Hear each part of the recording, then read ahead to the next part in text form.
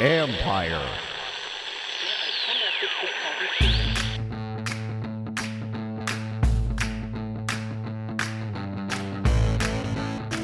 Hello and welcome to my podcast. Let's hope that this version is a lot better than the last one I just tried to start. There were some audio issues, so I apologize to those who joined me on that one. Thank you for coming back. Thank you for sticking with me. Anyway, here's the deal. You know what this is, a live stream edition of the John Keim Report. So thank you for joining the podcast. You can find the podcast wherever you get your podcast. Also, if you're watching on YouTube, hit that like button, hit that subscribe button, and always much appreciated. So today I'm going to wrap up the third day of training camp. Still no pads yet, but I'll give you a little bit of taste. I'm going to answer your questions and give you as much time as I can. And so there we go. Anyway, Kevin Durant was here today at practice. Yeah, the NBA star. He was a big Redskins/Commanders fan. Haven't seen him around here in a while. So he was here. He was in attendance, excited like everybody else. There were several thousand people in attendance. Much like yesterday, hot day. Much hotter than yesterday, at least during practice, because the sun was brutal. Yesterday we had shade during practice, not today. Anyway, they're expecting a really big crowd on Saturday. So just if you're going to come, then make sure you get here early. Let's start with before I'm going to talk for a few minutes, and then we can go to some of your questions. I'm going to start with the warm-up. So one of the things that I think is interesting when you're trying to develop a young quarterback is just kind of how they do all these little things. So during warm-ups, for example, there's always the center quarterback exchange, shotgun snaps. Each quarterback gets paired with the center, do the shot. It's basic stuff. So what I was watching today, when I was watching Sam Howell, Brissett, and Jake Fromm do it, watching quarterbacks coach Tavita Pritchard, he would call out the play to Sam Howell, then Howell would have to relay the play to the other quarterbacks. Getting used to being that guy, having to be vocal, having to relay the call, because these calls in the West Coast offense can be kind of long. Typically, it's just going to be there, one guy will do it. But this is part of the learning process for Howell. So I thought that was kind of interesting. The other thing to note is when you watch his practice, and I pointed this out in the spring, but it's worth pointing out again, you don't see the ball hit the ground a lot, even when throwing on air. And I say that because there were definitely times last year, even later in the season, where you'd see the quarterbacks kind of throwing in practice or whatever, and that ball would hit the ground. And it was like there's nobody that was there, like there's no defense, and the ball would still hit the ground. You're not seeing that. These guys are a lot more accurate. I think that's one big improvement. And even you go back to last training camp when Carson Wentz was here, and what was everybody talking about? How inaccurate he was at times. Now, sometimes, you could point to the receivers. You're not sure who's doing what.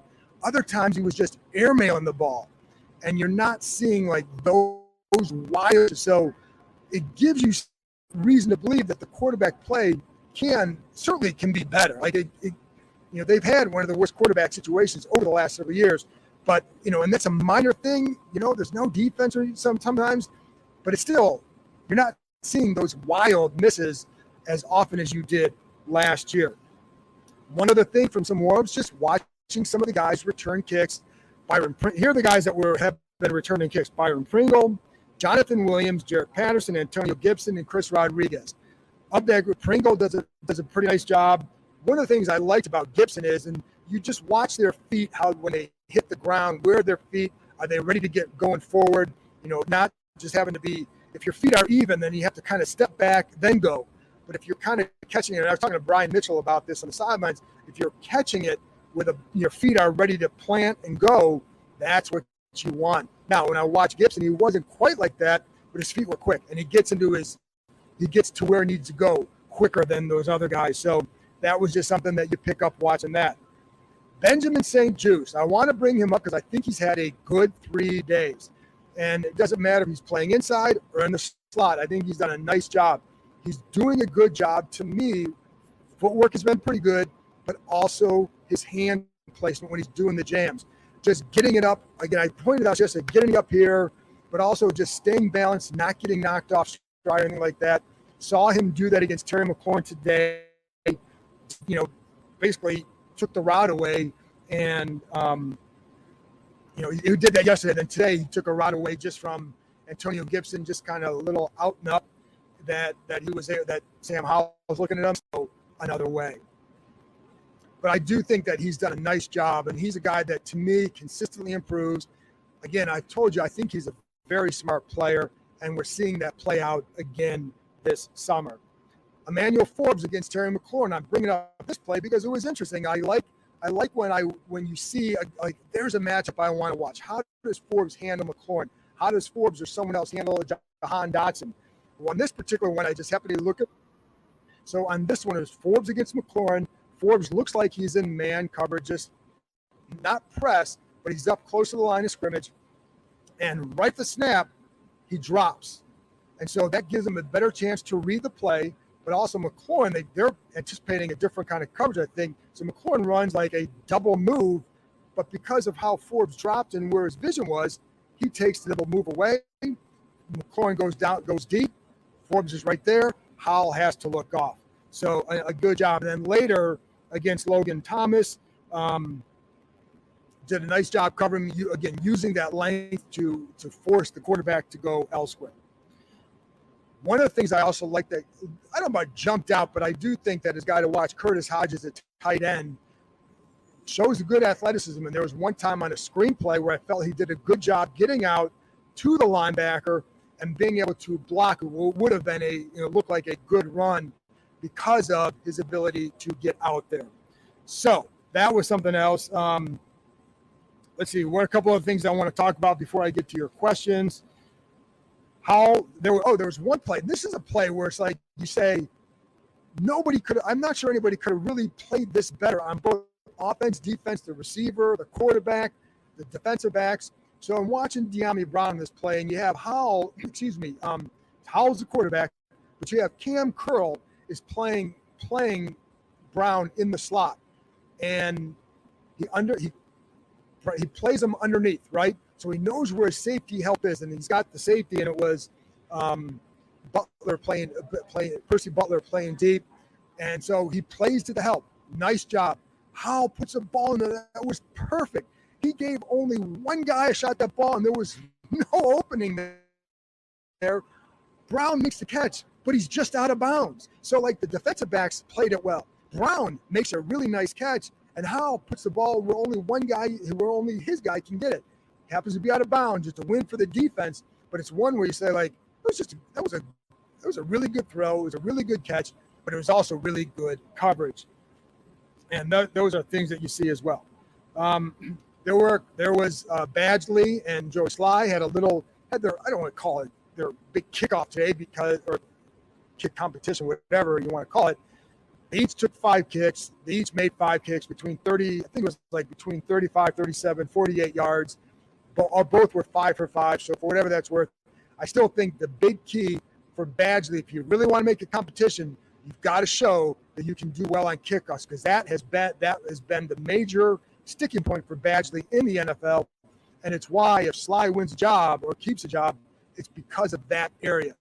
And I know, Badgley has a better track record with extra points, whatever, but he's not a kickoff guy. He's only kicked off, I think, like 8 times the last 3 years, and he's not very good at it. So that could be an issue, and those hidden yards are yards that they don't want to give up.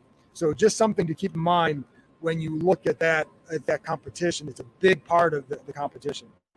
John Allen with a nice little tip, almost an interception at the line of scrimmage. There was one time Howell used the hard count. I thought this was a nice job because he uses the hard count to get the defense to show their coverage early.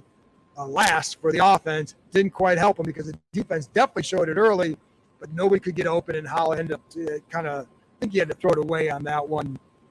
Another thing that you see with Howell is that one of the things they'll talk about, like, special arm talent, and the special arm talent comes in the quick twitch of what they like to see as a quick twitch, right? So there was one play where, and sometimes you watch these plays, like, he would have been sacked on that play. You don't have that much time to get that ball off, right? So in this particular play, though, and he may have been sacked, it was in the red zone, but he hits Dax Milne in the back of the end zone. About it, forgetting all the other stuff, is He's kind of looking to feel, boom, there you go. Now you go. That's one of the things they've liked about him. So, just there you go. School is out and summer is here, so it's time to plan your next family adventure. With 8 different levels, 16 courses, 250 climbing obstacles, and over 4,000 feet of zip lines, the Adventure Park at Sandy Spring, located in Montgomery County, Maryland, is the largest ropes course and zip line park in the country. Beat the heat and join us after dark for some night climbing. When the sun goes down, the park is lit up, allowing you to climb under the stars. Check out their glow-in-the-park events for extra glow lights and music throughout the forest. Want to keep your feet on the ground? Grab a bite to eat from the food truck and give axe throwing a try. Perfect for first-timers or experts, their projector systems allow you to throw at traditional targets, play tic-tac-toe, Connect Four, or even hunt zombies. Listeners of this show can get $5 off any ticket by entering the code KEIM23DC at checkout. That's promo code KEIM23DC, KEIM23DC. Now open 7 days a week, this is the perfect time of year to get outside and join the adventure at theadventurepark.com. Some of the undrafted linemen, I think a guy to watch there is Mason Brooks, and I've told you about him before. Undrafted free agent, was a priority undrafted free agent signing. Has to show that he could help as a guard and a tackle. He played both in college, and he was working a guard today. A couple times I watched him, thought he looked pretty good. Set strong, good base, good hand punch. Always a big difference when the pads go on for the offensive lineman. So you take it for Wordsworth, but he's got a shot to make this roster. I think right now he'd be on the outside looking in because they'll have several inexperienced guys backing up, whether it's Chris Paul, Stromberg, Daniels. That would be 3 guys, and if you had a 4th guy like that, that's asking a lot. So it may be they try to stash him on the practice squad, but he was a guy that other teams were interested in after the draft. Several teams were interested in him. So, but anyway, we'll see where it goes from here. But when I've been able to watch him, kind of like what I see. And Cosme at guard, want to see more again, pads. But he does show that, so you can see the movement skills that I think they like. And I think that's something that he has shown so far. See what the physical play comes in, but I like the way when I've been able to watch him, I kind of like what I've seen so far up there with him. Saw Montez Sweat get around Andrew Wiley one time. One of the things, and I've talked about this with Logan Paulson, with Wiley, that he seems to, if sometimes it may have a trouble with a pass rusher like Sweat, more power. So today I thought there was one time it almost looked like he was setting for a power move, and the Sweat was able to get the corner a little bit on him and applied some pressure. But I think Sweat looks really good. Sweat is a very good player. And again, I bring up Logan Paulson because he did a nice job illustrating some of what Sweat does very well for the Commanders. And 2 things that I would talk about. One is setting the edge. He's very, very good at that. But also he works really well with the tackles. So when there's stunts, and he can play off the tackle. So sometimes he becomes a little bit improvisation inside there, but he reacts well off of that. And so I think that's one of the things they like. The tackles like playing next to him for sure. And then the last thing I'm going to talk about is Brian Robinson. He continues to have a good camp. I think one of the things is what you see is his ability to catch the ball, and that's been evident every day. And there was another one today, gets to the corner of the end zone, and a really nice ball from Sam Howell over Jamin Davis, right to Brian Robinson in the corner. There you go, touchdown. After practice, and I wrote a story on Robinson for ESPN.com that should be up soon. Actually, it's up now. But one of the things that he talked about, how he never really felt like himself last year. Now, Ron Rivera said he saw it a little bit, and you could see he had a really, really good 3-game stretch last year. But by and large, and Robinson said, I was just a guy basically limping through the season last year. He called it a night and day difference for how he feels, even from the end of last year. And remember, he had a knee issue, hip. Then he had a thigh contusion later in the season. The knee and the hip were from the shooting. So, and he told Randy Jordan in the offseason, I played this for you earlier this offseason, he said, you never saw the guy, you never saw me. And Jordan's comment was, well, damn it, let's see you this year. But they're excited about what they've seen so far. So there you go from me. Now, let's get to your questions. And I'm going to start I appreciate your guys' patience with all the audio issues, etc. So, yeah, somebody asked about, Todd Labor asked about Armani Rogers. Remember, he's on an injured reserve, so he's out for the year. And so that's all right. Chris Rodriguez, Shaishab, I apologize. Nalik wants to know, how is Chris Rodriguez Jr. doing? I think I think we're going to see more with those guys when we see the pads, especially guys that you're not as familiar with. One of the things I like about him, though, I will say this. There's a couple things. One, they feel like he can be a good blocker, and that's important because I think they're going to need that from them, because if you're not using a fullback, you need somebody who can block and handle that role. It just adds more to what he can do. I like him as a one-cut runner, and I know they like him as a physical runner between the tackles. I also like him. I thought he was pretty decisive at Kentucky as a one-cut runner. So, yeah, there we go. All right. Jacob Small wants to know, how are the cornerbacks on the field, such as Forbes, Fuller, Quan, and Benjamin? All right, Jacob, good question. But keep in mind, Quan is as much a safety as he is as a slot corner. So Quan has been working the slot. You've heard me talk about him. I really like what I've seen from him so far. But he also can play the Buffalo nickel, so you can get to a 6 D-back set, have 3 corners and 3 safeties on the field. That would give you all those defensive backs on there. Quan is definitely more than just a corner. He's a slot corner, but he's also a safety, so he can play multiple roles for them.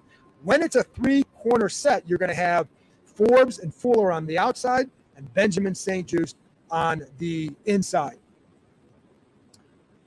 All right. Key to Brat wants to know about Cole Turner. I talked about him yesterday. Cole Turner, I think, has done a nice job, had a nice route today. And in fact, after the route, just a little deep, kind of an intermediate crosser. After the route, he did a good job kind of, with this move at the top of the route to get open. And then after the route, he comes over the sidelines, and you have Curtis Hodges he's basically slapping him 5 and telling him that was money. So, and by the way, I talked about the heat, and I don't know why I brought this up, thought about it now, because when I saw Hodges and Turner do that, I was standing right there, and I'm thinking, God, those guys look so that's just a brutally hot day. How must it feel in those pads? Well, after a couple runs, you'd have like Antonio Gibson and Brian Robinson. They'd have to rake these long runs, and they would basically roll the ball aside after the play. You go over the sidelines, and you're immediately taking a knee about 25 yards from your teammates because you're just kind of gassed. So anyway, just thought I'd let you know just how bad it was. All right, Tim Monica wants to know, do you think we can actually make the playoffs, or will they be mediocre again? I don't know. I think can they make the playoffs? Yes. And listen, they were 8-1 last year. They were, and they had, I'm a big fan of what Taylor Heineke has done in the NFL.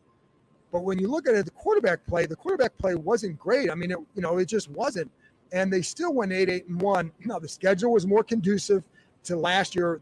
To me, I thought they'd go in there like with the schedule they had, 10 wins was a definite possibility. And you look at some of their losses, 10 wins was right there for them. So was 10 losses, though, I would say. So can they make it? Yes. I think this can be a very, very good defense. The secondary, I really like what I've seen so far. And the question will always come down to quarterback, offensive line. How long does it take to mesh? And before it meshes, what is their record? Where are they at? Can the defense and run game really kind of carry them early on? Not even just the run game, but, because you can still throw the ball. You can screen, you can do this, you can do that. But it's when you get to the second level of your offense, which ability to do a little bit more and humming with a little bit more precision, that's when you'll start to get something. So, but mediocre. Listen, I'm not going to the year thinking they're going to win 10 or 11 games. Could they win 10 games? I think with the schedule, it's kind of tough. I think if the defense plays that well, and if Sam Howell is what people hope he is this year, then yeah, they have a chance of that. Otherwise, I think you're in that 8 to 9 win range, which even 9 wins right now is still a little bit optimistic because there's still a lot we don't know. We don't know about the offensive line enough, and we don't know if is Howell going to be a good quarterback? I think he can be, but when? And I tell you this, they have the same questions internally, but they like the progression so far. And even Dave Shockey just said it too. It's not worth evaluating the O-line yet because of no pads, but I'm very concerned. But he said he's very concerned. Dave, I agree with you. You can't evaluate him. So what you do is you look for traits. And for example, when I'm watching Braden Daniels, and I pointed this out a couple of times, what I don't like is you see him a lot of times losing his balance and bending over at the waist. That's something that doesn't translate well. That's not a pads thing. That's a technique thing. But you can fix that. When you're watching, and I brought up Mason Brooks, Cosme, you can see form, you can see technique, but you don't know until you get the pads on and then play in a game, because when you're in a game, things are just different. You're game planning differently, correct, than what you're doing in practice, but you're also having to work together a lot more than like in a one-on-one situation. And that's when you see, because a good line plays well together. Listen, like you go back to those Hogs here, and they weren't always have the greatest collection of talent. They were so good together. And I know that, I know Jacoby should be in the Hall of Fame, so you should have had 2 Hall of Famers. But overall, it's like you had some guys that were just, and Bostic wasn't this great specimen, but they played well together. That's what makes a really good line, and that's something we're not going to know until we go. Todd Labor wants to know, will they use Forbes on special teams? No. There you go. Why? There's no reason to. There's no reason to, and he's starter. Blaine wants to know, Blaine Bowling, hey, John, how does Eric's offense look different than Scott's at this point? Well, a couple of things that jump out. First of all, the screen game is a lot more screens, a lot more RPOs, and especially because of how there's more deep balls, but that's also going to be a function of this offense, and that's where De'Ami Brown comes in. And when you see Brown make a play, it's usually going to be down the field. I saw him get jammed at the line by one of the corners today. That was, it's just like, okay. But when he goes deep, it's a lot better. And actually, by the way, if you remember yesterday when I was talking about Terry McLaurin and his route running in practice, and gets his header. If you remember, there was one route that they were just a little quick out, and it was Terry's ability to turn at a sharper angle and then get his head around on his 5th step. So then the next guy up was Brown. Brown, it took him, he rounded it a little bit more, and it was his 6th step when he got his head around. The difference in that 5th and 6th step when he gets his head around is when the quarterback can get you the ball. But also, Terry, because of how he ran the route, he had the ability to kind of gather his feet, turn upfield, had about 8 inches of space between him and the sidelines by the end, or maybe a foot or whatever.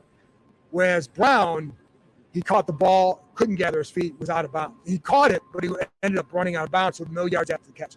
Anyway, I don't know why they came up. Anyways, as far as how the offense is, those are some of the differences. I think the other difference, Blaine, is the urgency that you see with the enemy harping on, get out of the huddle, get up to the line, jog off the field, do this.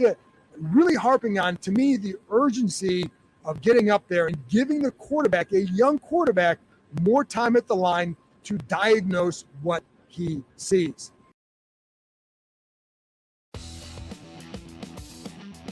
Tim Monica says, what's up with the linebackers? Do you think they should have signed someone? Well, I did think they should have signed someone just for more depth and just for more competition. But the guy that I was intrigued by was Khaleke Hudson because of how he played at the end. And I think they were intrigued by him as well.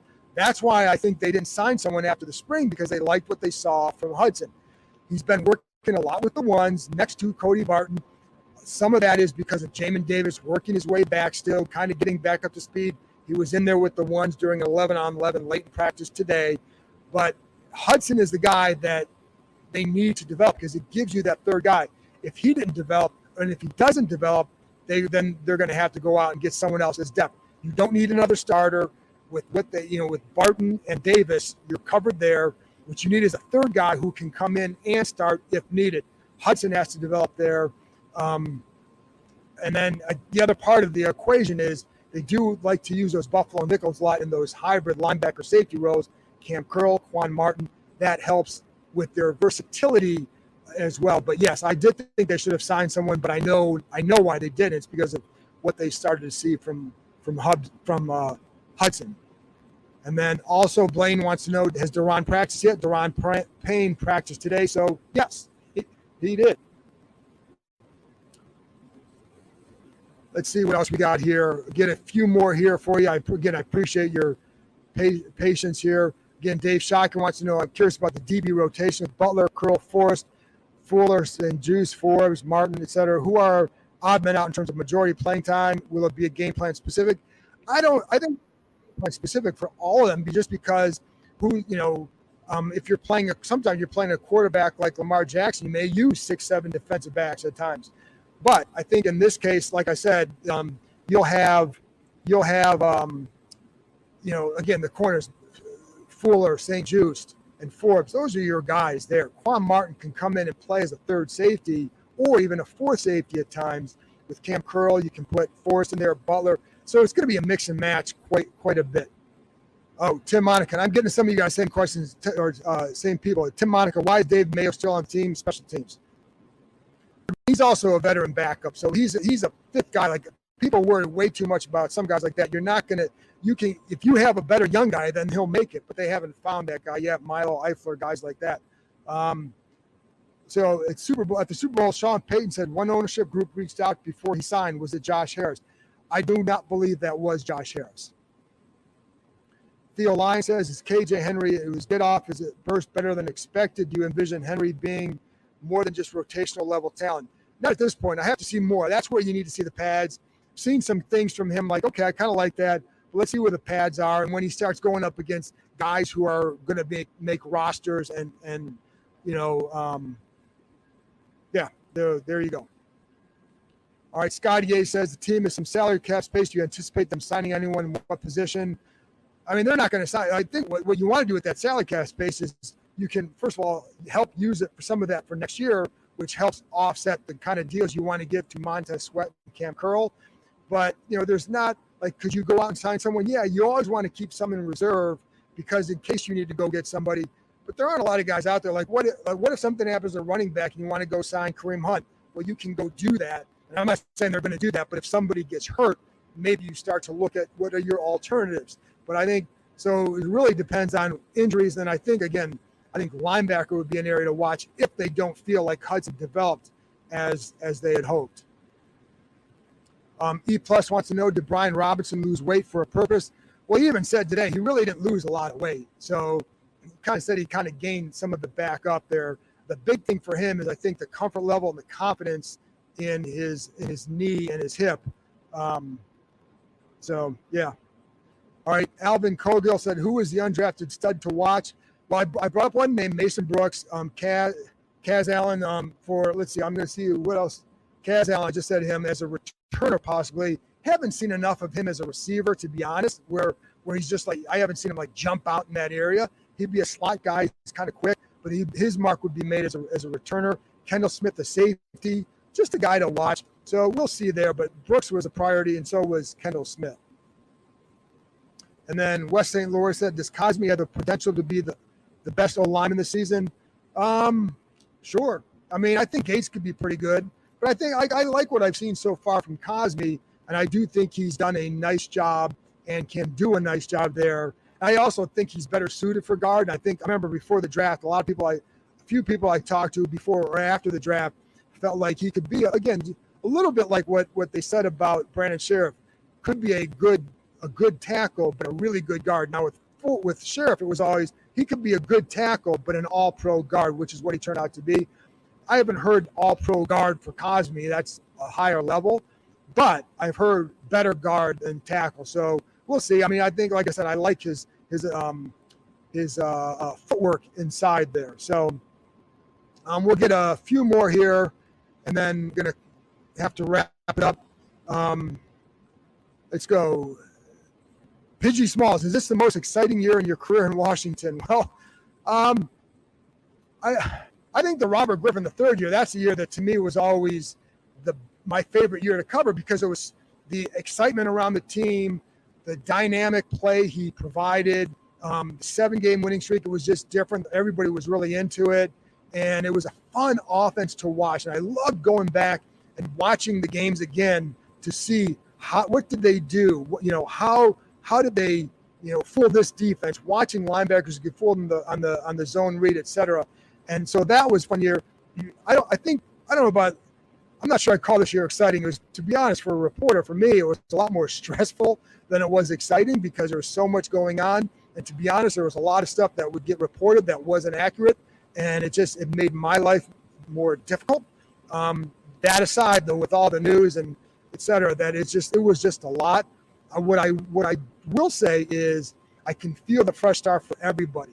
Like, even for a reporter, not that I'm certainly not under Dan Snyder's domain, but you feel the toxicity, whether it's out here, the way people were getting treated, the fan base, just how you guys felt. So, like, it's just the fresh start is good for everybody. I'll just say that. More questions. How about that? All right. Lamont TBG says, what do you think Bieniemy will be able to accomplish with this offense this season, like ranking? Oh, that's impossible to know because we don't know yet. I mean, right now you're going off blind faith. How good do you think Howell will be? Now, the bar is low. They haven't. I think they could get to that top, in the middle range, certainly. And then it just depends how good is Howell. I do think like some of the urgency and the details that he pays attention to will make a difference. But I really like, and I think the line will be better. I still have concerns, but I think it's better than last year. But I still do have concerns about where they are. And so yeah, let's see. One more question, Erica. And by the way, someone asked about Ridgeway. Yes, he's out there. That hasn't been an issue. Eric R. wants to know, is the continuity on defense evident? Can you see more comfort in the system? And that's a good question. Yes, I can. And I think, and this is why I say when you're watching the offense, what you don't know, like if they have a bad day, like yesterday, I wouldn't say a bad day necessarily, but I thought the defense did pretty well. The defense is further along. And one of the things that Ron Rivera's talked about with this zone, like the zone match coverage scheme they use, that was new last year. Well, now they've been in a year, so you're more comfortable. The communication is stronger. And I can see some of that with the defensive backs. Once in a while, like today, I saw a collision. Like, to be honest, Jamin Davis just rolled into Emmanuel Forbes. I don't know who was in the wrong, but they collided on the field. And, anyways, you don't see that very often. What you see more are guys passing off guys, rotating right. And I think that's something you definitely see. So, yes, I think that continuity is evident. And I do think I see more comfort in the system. It's why I say, like, they have the ability to be a top five defense. Now, some of that would be determined that when you're talking not so much ranking, but even just overall, Chase Young's got to have that big year. Jamin Davis has to continue to ascend. Behind this group, you can't be an average linebacker. You just can't. And so if that happens, they have a chance to be really good on defense. And so there you go, folks. Anyways, I appreciate you guys who stuck with me. I apologize for some of the earlier audio issues on the first live stream we tried to do. So if you tuned in for this one, thank you very much. And I will be back on Saturday after another practice. And somebody asked if it's a sellout. I don't know that it's a sellout. They distributed 16,000 tickets for it, and they're expecting certainly a lot more than they've had the last 2 days. So could it get to 10,000? Maybe. That would be kind of a big deal here after the last decade. So there you go. Thanks for tuning in. I'll be back on Saturday after the practice to wrap up another day. So I'll talk to you next time.